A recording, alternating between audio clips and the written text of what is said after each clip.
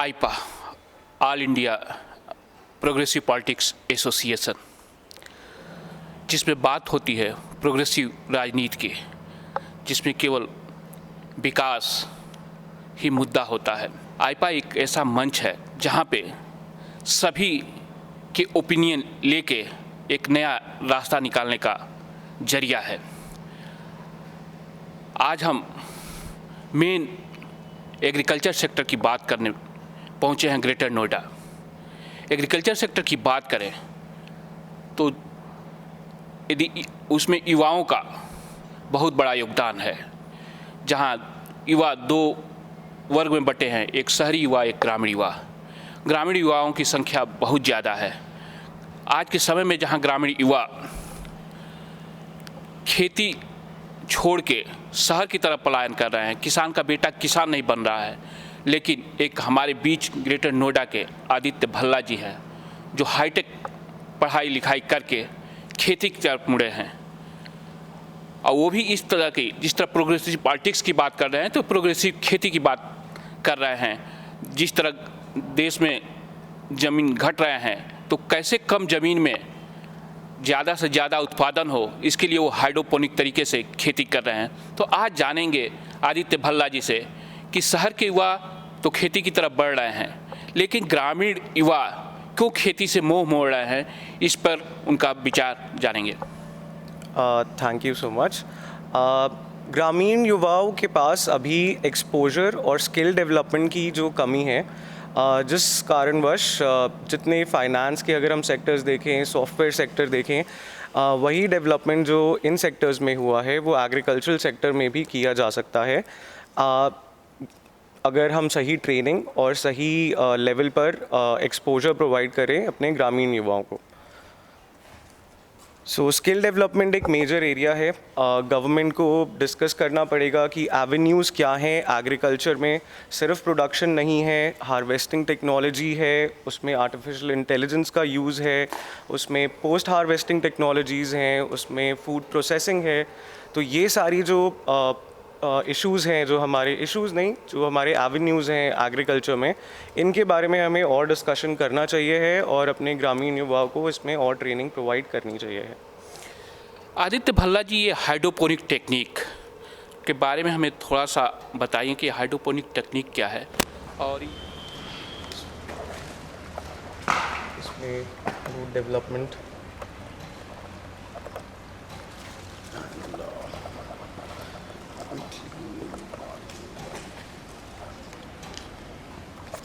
और इसमें सिर्फ पानी है, there is no other medium. तो तरीके से खेती की जाए तो क्या अंतर आ सकता है, इसमें क्या चेंजेस आ सकते हैं, इसके बारे में हम बताइए। हाइड्रोपोनिक फार्मिंग के एडवांटेज ये हैं कि आपका जो पर हेक्टेयर आपका यील्ड आता है वो कम से कम 3 गुना आता है हाइड्रोपोनिक और प्रोटेक्टेड कल्टीवेशन के कॉम्बिनेशन में। इसके अलावा हमें लगता है कि टेक्नोलॉजी को इंट्रोड्यूस करके हम मैन पावर या फिर अपना जो लेबर फोर्स है हम उसको सैक्रिफाइस कर रहे हैं। ऐसा नहीं है, वही लेबर और वही मैन पावर को बेटर ट्रेनिंग देके हम उनका स्किल सेट बढ़ा के उनको और एफिशिएंटली यूज़ कर सकते हैं। हाइड्रोपोनिक खेती की अगर हम बात करें तो ये साल भर करी जा सकती है। इसमें जो क्वालिटी ऑफ प्रोड्यूस है वो बहुत बेटर है कंपेयर टू जो हमारी सॉइल बेस्ड फार्मिंग है।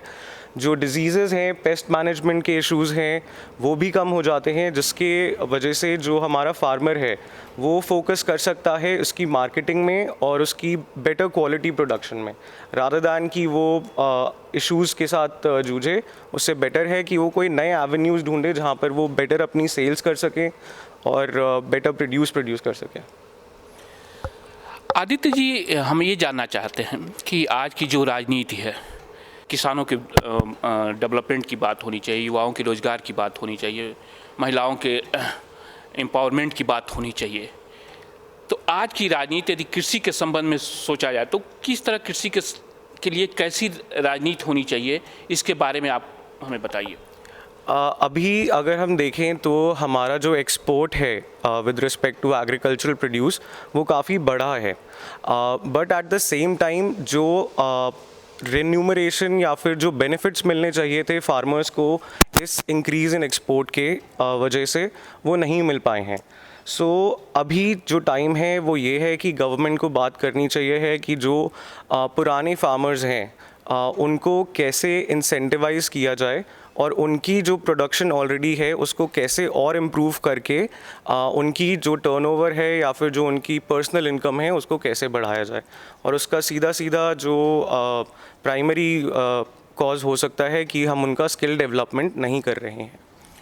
आदित्य जी, हम ये जानना चाह रहे हैं, एक रूरल यूथ के लिए वो एग्रीकल्चर से जो दूर जा रहे हैं, दूसरे सेक्टर में अपना अच्छा भविष्य देख रहे हैं, एग्रीकल्चर सेक्टर में आप जो कि अपना भविष्य देख रहे हैं कि हमारा भविष्य हो, ऐसा कौन सा मैसेज है कि जो रूरल यूथ को एग्रीकल्चर सेक्टर में ही उसका भविष्य बन सकता है? रूरल यूथ को ये सोचना चाहिए है कि जो टेक्नोलॉजी है वो एग्रीकल्चर सेक्टर में भी इम्प्लीमेंट हो सकती है और इस इम्प्लीमेंटेशन के लिए आपको ज़रूरी नहीं है कि हम पुराने मेथड्स और पुरानी टेक्निक्स ही फॉलो करें। जो कंप्यूटर बेस्ड सॉफ्टवेयर्स हैं आजकल जिसमें हम प्लानिंग कर सकते हैं कि हमारा क्रॉप प्रोडक्शन कैसा रहेगा, जिससे उनके पास एक मेथडोलॉजी आ जाएगी कि जिससे वो एक्सपोर्ट कर सकें। अभी उनका जो मार्केट है वो बहुत ही लिमिटेड है और वही मंडियों में प्रोड्यूस जा रहा है, वेस्टेज हो रहा है, हम पैकेजिंग पे ध्यान नहीं दे रहे हैं, हम क्वालिटी ऑफ प्रोड्यूस पे ध्यान नहीं दे रहे हैं। सो टेक्नोलॉजी अगर इम्प्लीमेंट करी जाए और ये यूथ ही करेगा क्योंकि वो ही इस सेक्टर में अभी लाइक पढ़ाई कर रहे हैं। सो अगर वो टेक्नोलॉजी का इम्प्लीमेंटेशन हम इन फैसिलिटीज़ में कर सकें सो डेफिनेटली उनकी पर्सनल इनकम भी बढ़ेगी और उनका इंटरेस्ट लेवल भी बढ़ेगा इस इंडस्ट्री में रहने का।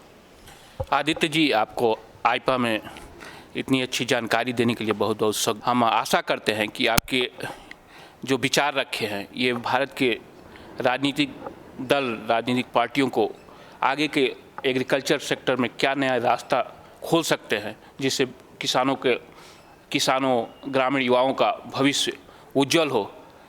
धन्यवाद। Thank you.